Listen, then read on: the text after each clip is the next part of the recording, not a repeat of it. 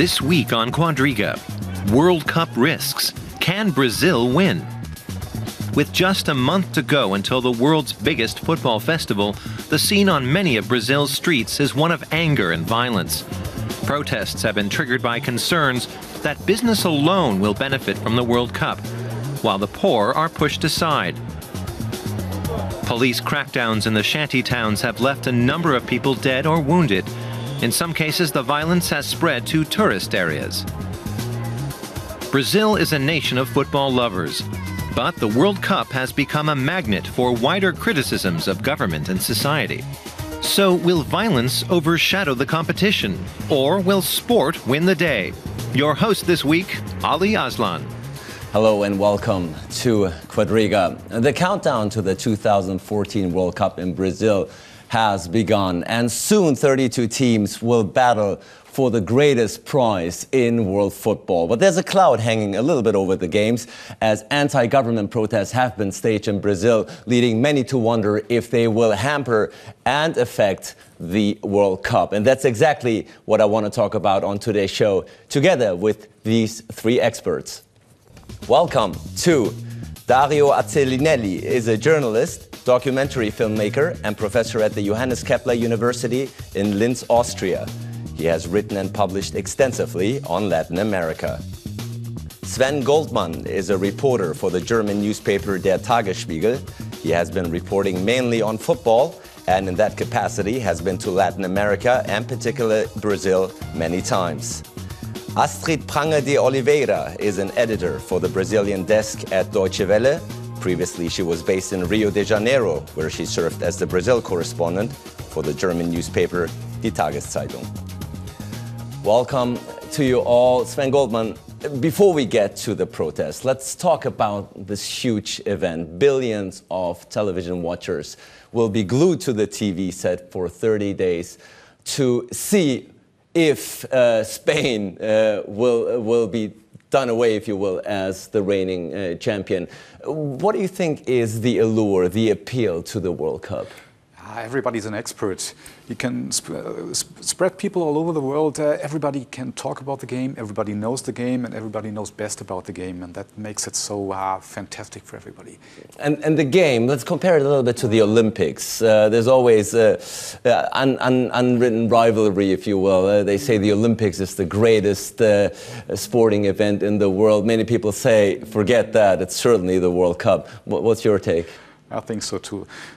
Because it is so easy. The game is so easy. Everybody understands it. Everybody knows it. Everybody knows the big stars, and everybody knows.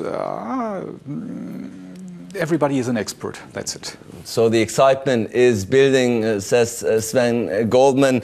Perhaps not so much in Linz, Austria, Dario, because the Austrians did not qualify. Nonetheless, you know Latin America very well. What do these games, what does the World Cup mean to not only Brazil, but the region? Well, obviously, football is the game for the region.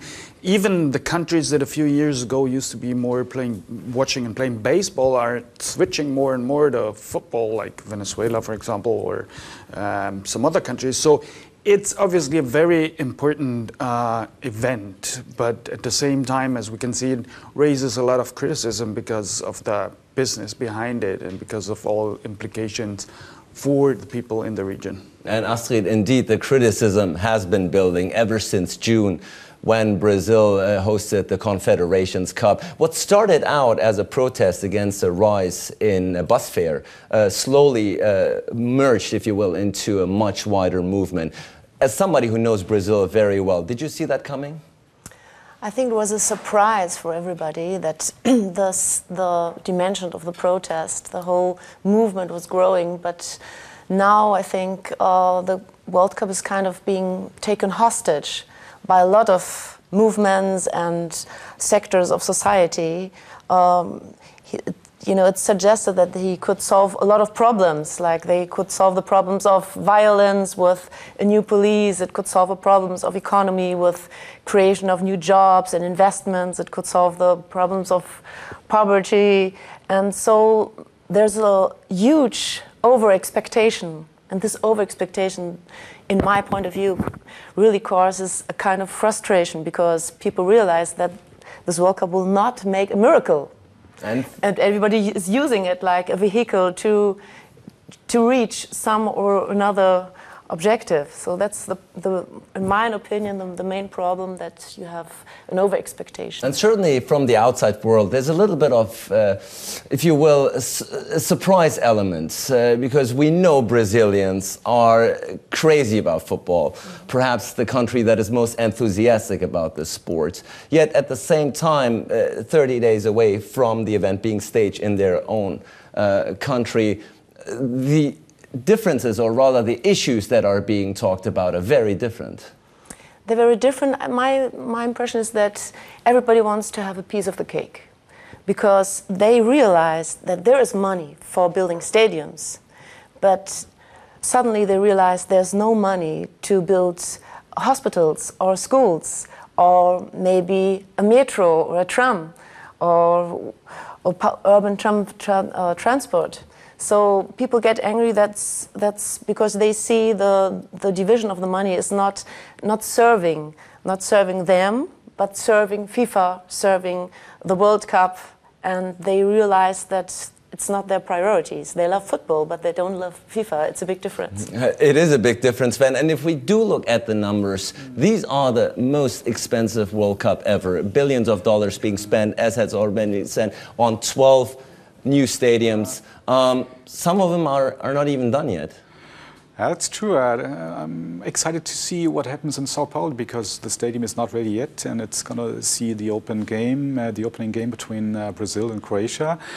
I'm not sure what's going to happen in Manaus. I'm not sure what's going to happen in Curitiba, and I think there'll be surprises and not so nice surprises.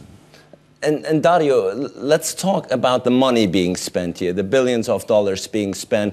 Astrid was saying the people in Brazil are very exasperated about how this money is being spent and where it's being spent on. There's no trickle-down effect here, is there? The public is not benefiting. No, there is no trickle-down effect, but the whole trickle-down effect never existed in any of the ideas that would be trickling down, like these big, huge projects. Same thing happens in South Africa, where the South African government could earn only 20% of the money invested into the games, and they thought it would be a big business. So, and we have also the problem, like the corruption problem in Brazil.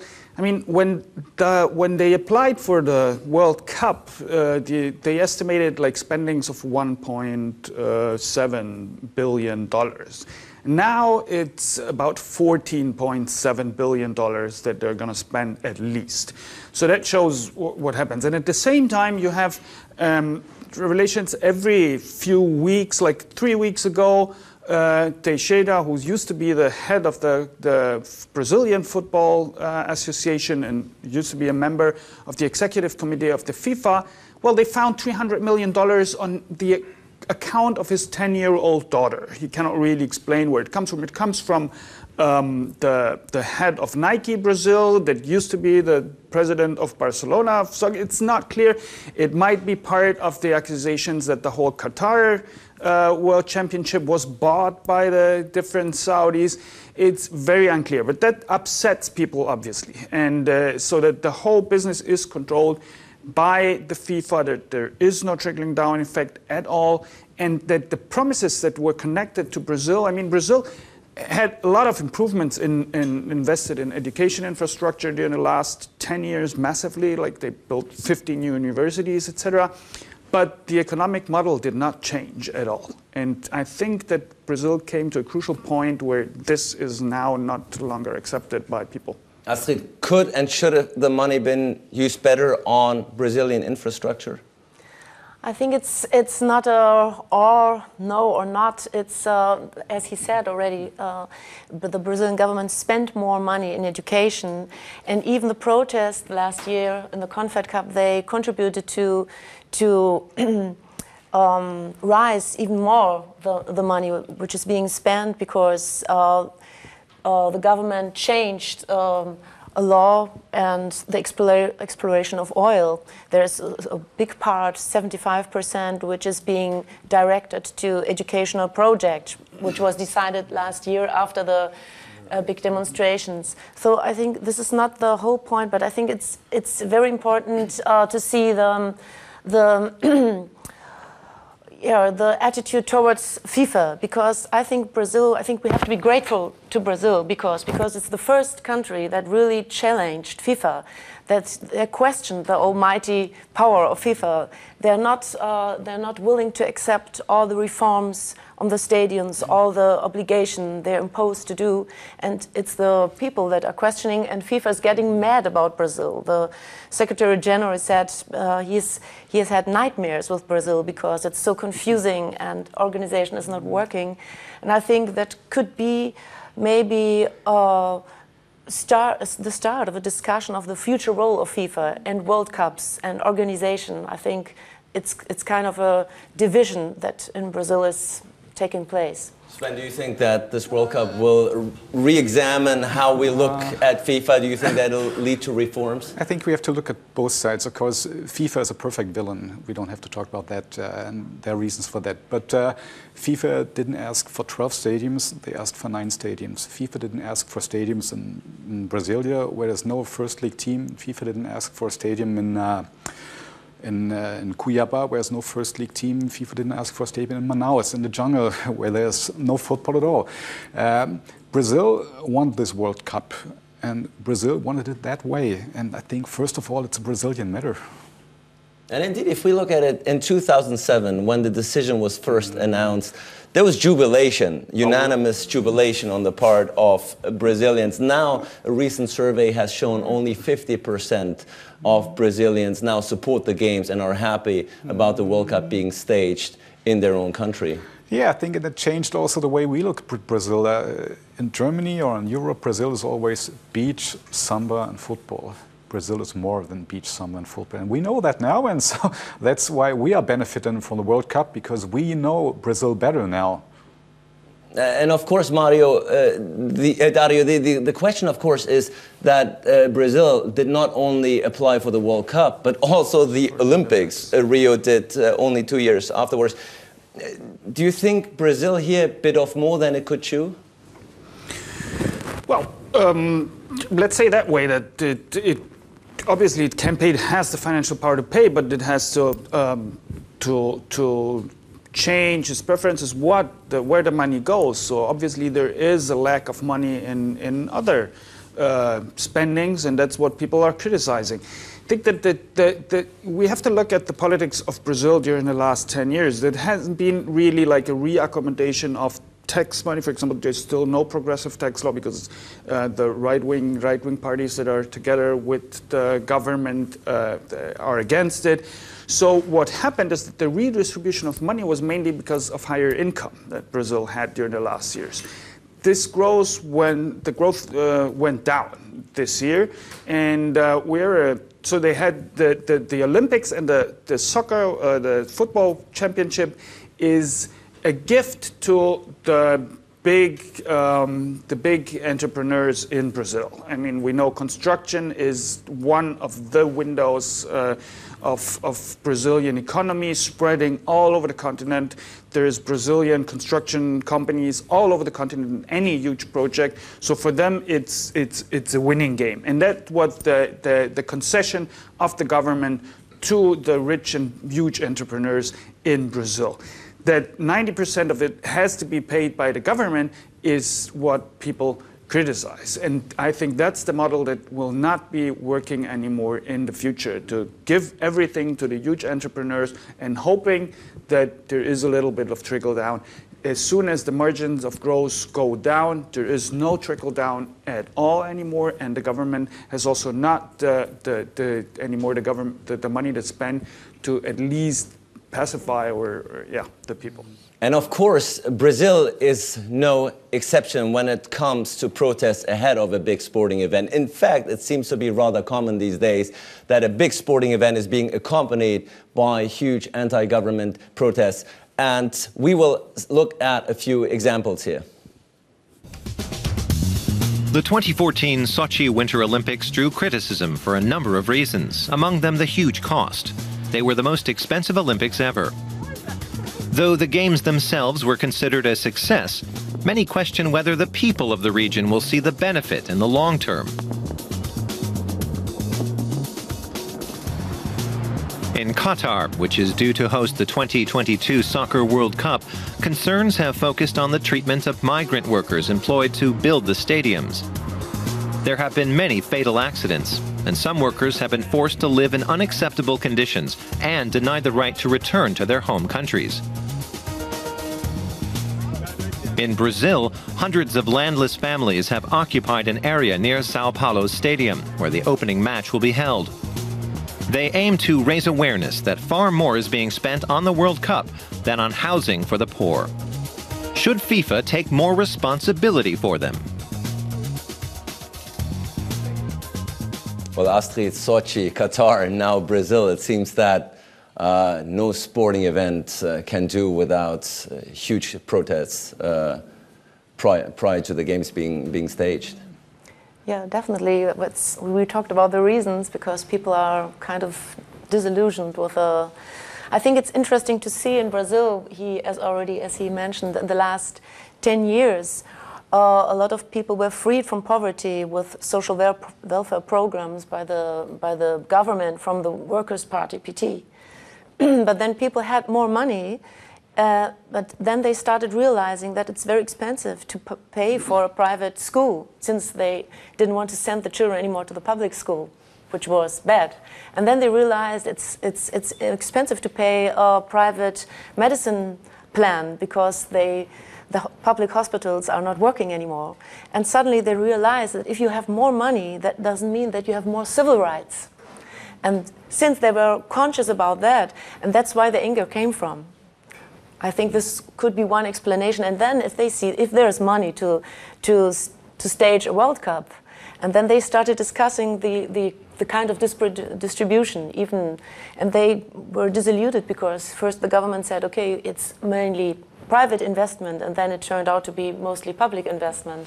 So there were several disillusions that nurtured the anger of the people. Sven, if you look at the examples like Sochi and Qatar and all the noise that is being surrounded with these games, is it still worth it for a country to apply to stage and host these games? Probably not. Just look what kind of countries applied for the next World Cups.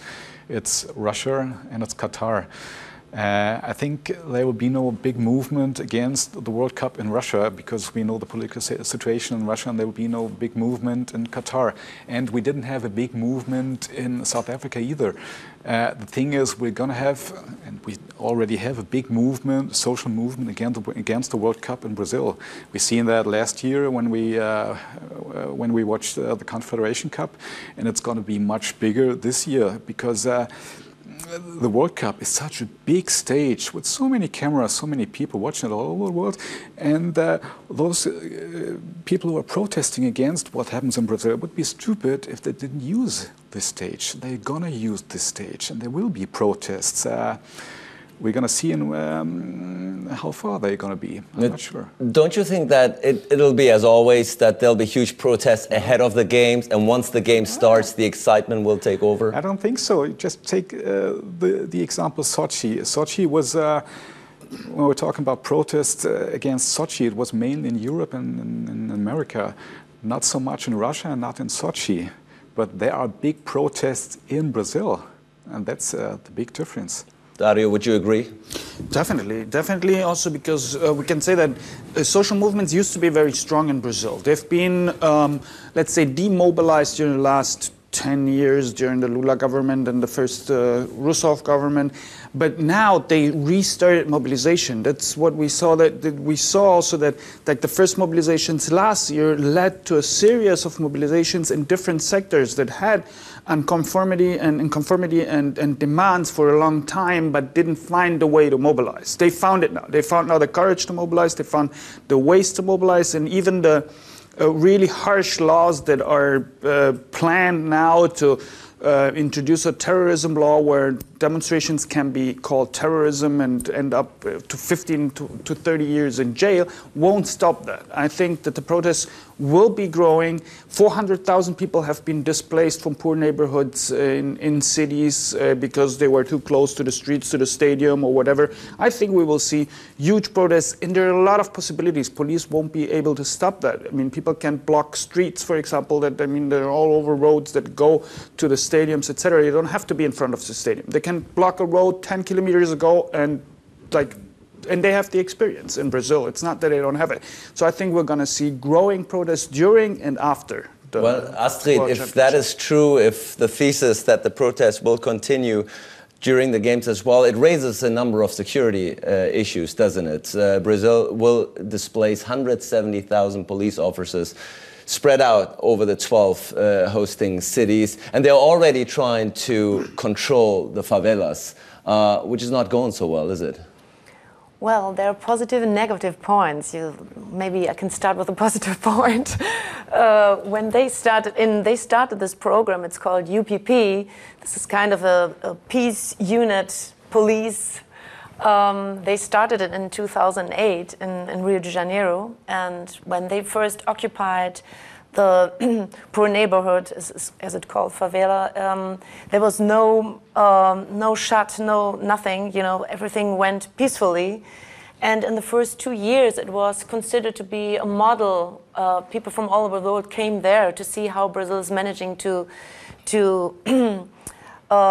make a point against trafficking and crime.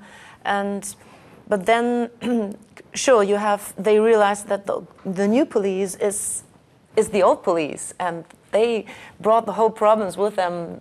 You know, violence, aberrity, everything which was associated with Brazilian police.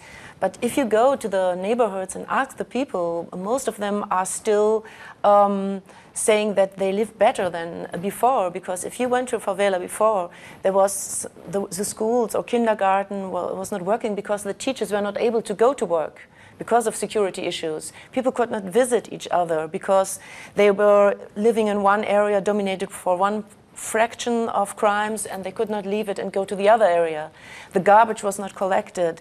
Services didn't work. So people say, okay, we have a better life now. It's better. And it's clear that there's a lot of problems, that innocent people have been shot. Like there was a big example of Amarildo. The police said he was lost or gone, and then they had, there was a big process and so on with public pressure, and they realized that he was tortured.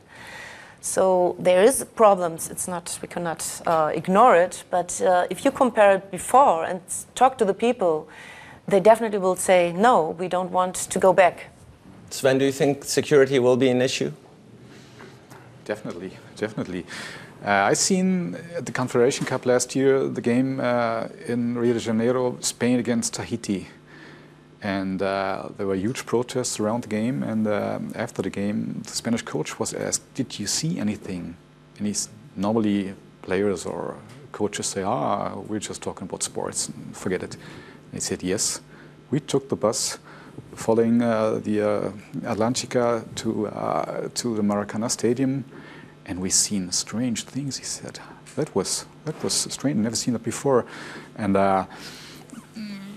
even that indicated to the protesters what kind of stage they have. And it's just a small move from protest to violence. And who's going to control that? The protesters won't control that. Police, I think, can control it.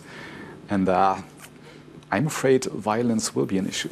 The Brazilian coach Scolari said that while he understands the grievances on the part of the Brazilians, he wishes that, or rather he criticizes the timing of these protests. He's saying, to protest is fine, but now is not really the time. Now is the time for Brazilians to rally behind the team. What do you make of his statement? Protest when there's no camera, that's no protest. You just protest if you got the stage. The World Cup is the stage, and you can't say, hey, protest is okay, but behind the stage that doesn't work. That's not in the sense of protest. That's stupid, and he knows that.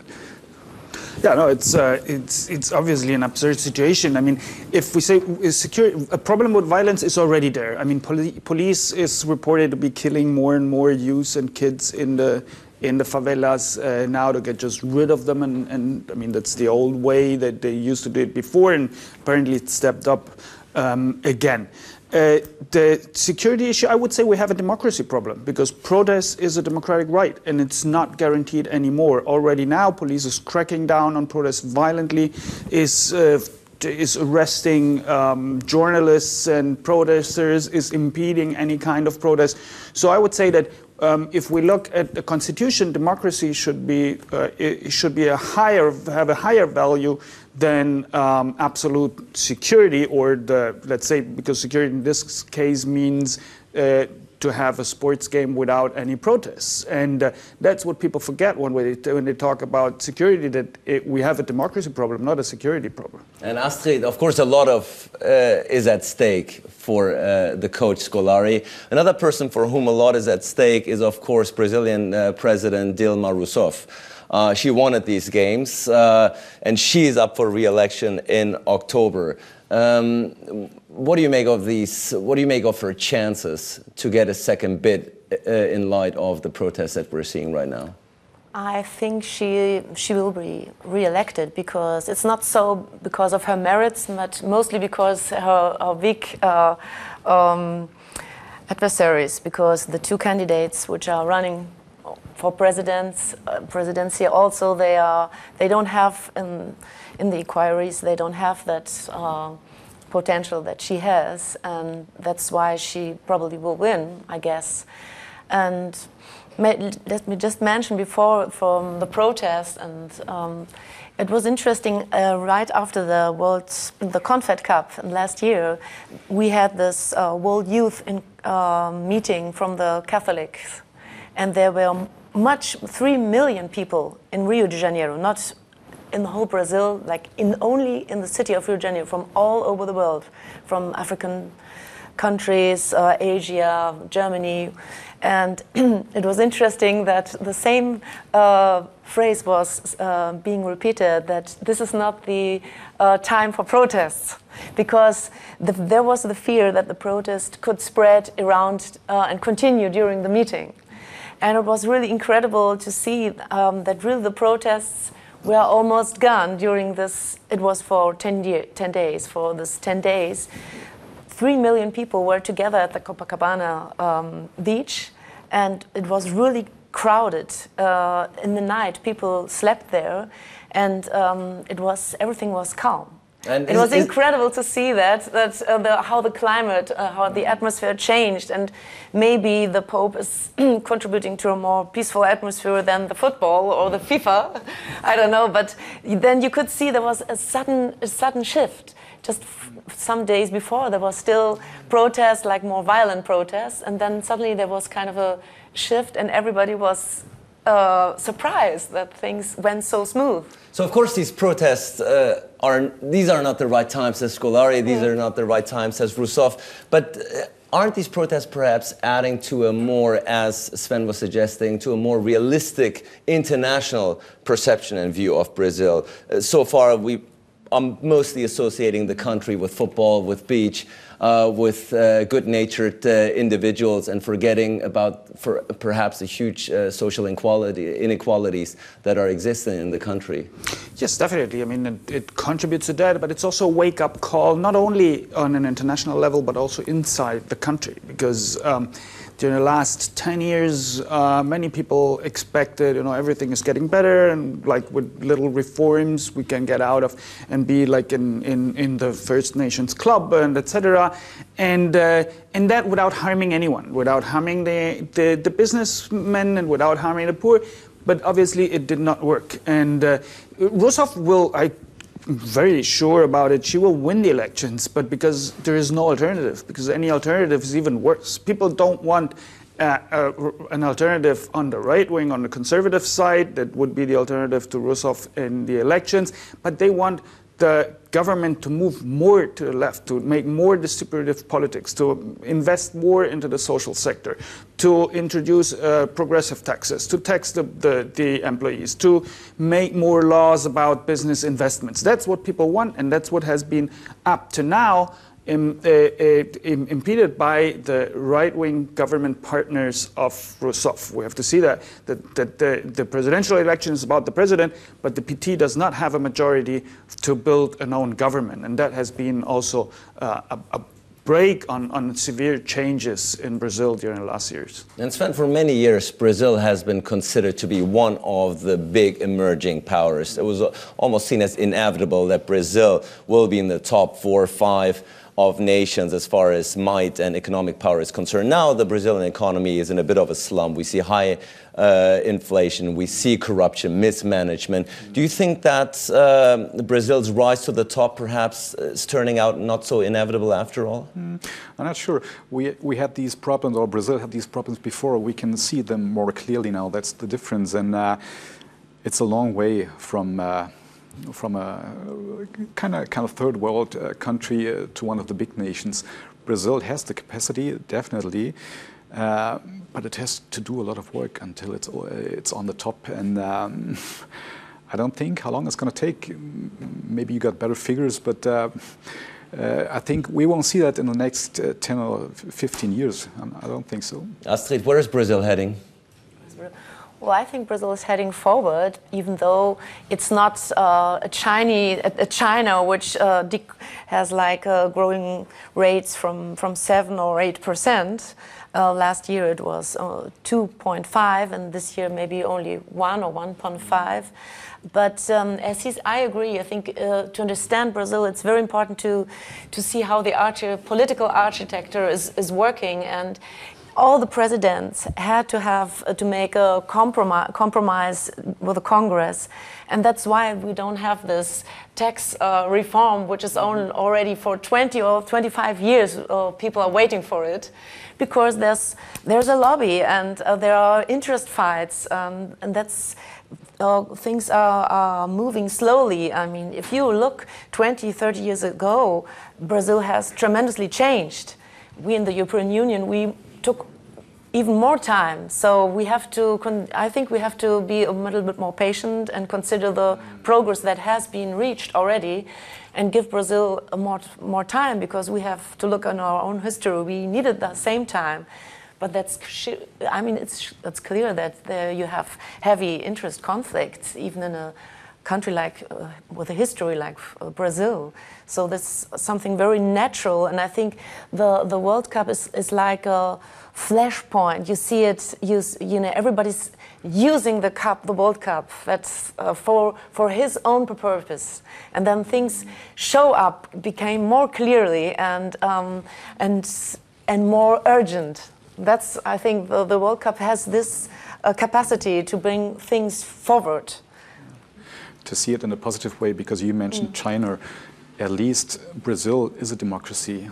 Maybe not the best in the world, but it is a democracy. Yes. Russia is not what we call a perfect democracy, and China is not even close to becoming a democracy. Wait, what happens if China ever becomes a democracy? If there's a working population demanding its rights?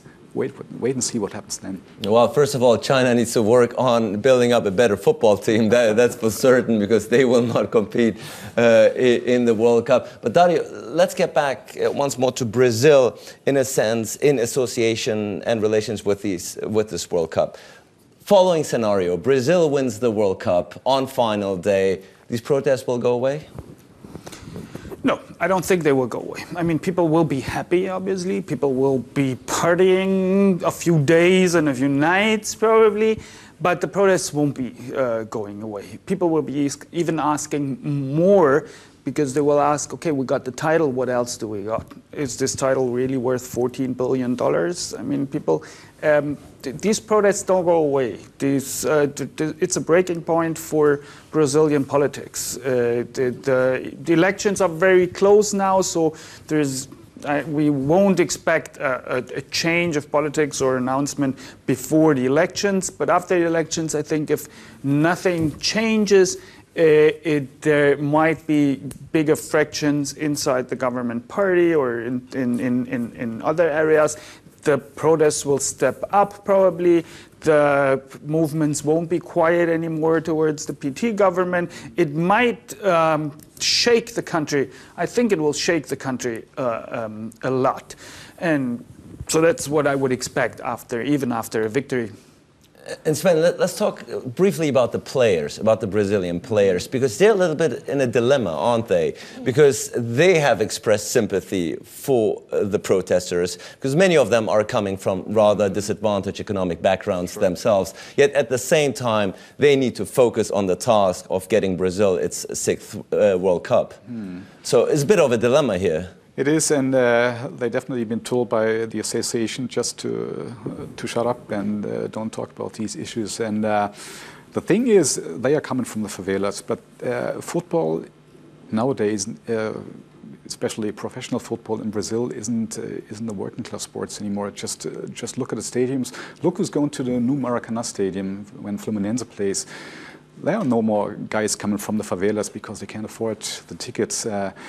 When I've seen the games at the Confederation Cup, the crowd there were no working people. It was middle class, and there's a great shift going on these days. And I'm not sure where we're going to go with this. Where we're going to go with this, we will of course continue to follow, Astrid. But if you would put on your future glasses. Ahead of the games, what happens afterwards? The protest will continue, says Dario, and then what? The Pandora's box has been opened to what extent? Well, I think it depends on the result. If the result is positive, I think the re-election for Dilma would be smooth and easy. And if not, I mean, she will have to face some more protests, I guess, and unrest and discontentment. And I think after the election, there will be the bill presented for the Brazilian population because the taxes might rise and the additional cost may result in more public death. And this all will have a big influence in economic outlook of the country, but it depends also on. Okay, Dilma has still more 4 years. Then it depends on which team she will coordinate. So I think it depends really on the election rate and on the vote she will get and on the team she will building. And I think Brazil will have to pay the bill after the elections. But that will be after the election, after the World Cup. But let's focus on the World Cup for the remainder of our time, because this is, despite the clashes and the protests, this is after all a sporting event. Who's going to take it? Germany is set to be a front runner. We're here at Deutsche Welle, of course, so we have to root for Germany. And they're saying this could be the first European team ever to win the World Cup on South American soil. What's your take? I don't think so. I think it's going to be a South American team. Brazil's got excellent chances, but just among us, it's going to be Uruguay. Uruguay? Well, there's a very historical revenge. There's a very daring guess. Well, Uruguay, of course, won it before on Brazilian soil in the Maracanã. So you're expecting a repeat here? I hope so. Dario, what's your take? Do you think Brazil is going to fulfill the hopes of millions of Brazilians? I sincerely don't think so. I mean, people often say that the performance of the soccer team corresponds usually to the performance of the countries, like political, economically, etc. So I would think that since Brazil is in some kind of stalled situation, if we could transfer that to the team, then I think they won't win. But I don't know if Uruguay will win. It would be nice. I hope it for Uruguay. But I think it will not be a European team and it will not be Brazil. What would a 6th World Cup title mean for Brazil? Do you think it has the potential to even serve as a glue to bring society together again? Well, for a few days, yes. Like Carnival does it for a few days in Brazil, but then people recognize again that it takes them 2 hours and they have to spend half of their salary to take the bus to go to work, or that they don't have decent schools for their children, or that they finish their university studies in the universities, but then they don't get a well-paid job in the private industry. So it will last a few days, but I don't think that it will last longer than that. Astrid, do you think even if Brazil were to win, the effect would only last a few days and then it will evaporate? No, I think if Brazil win, it's something very historic, because it's like, I remember when Ayrton Senna died 20 years ago, people were asking why Brazilians are so concerned about car running. So, and the answer is they like winners. And the more wrong the country goes, the more problems they have, the more important is that they win the World Cup. So that the World Cup would show that they are number one in the international community with at least football. And they're number one with other things, but this is something that nobody can really discuss. So I think it's very important, even if the problems are growing, it's more important for Brazil to win, because it's a kit and it's a question of national pride. And this is very important. Well, Sven, before we run out of time, you're saying Germany won't win it. Let's give us a glimmer of hope at least. How far will Germany go? I think they're going to make it to the semi-final. But even that's going to be hard. They got a quite smooth pre-group, and if they make it first in their group, they're going to make it to the quarterfinal, and they've got they've got to make it to the semifinals. Well, we will see. We will, of course, continue to follow both the protests, but of course also the matches, which at least I'm very much looking forward to. I want to thank my guests for a very spirited discussion on the current economic, political situation in Brazil.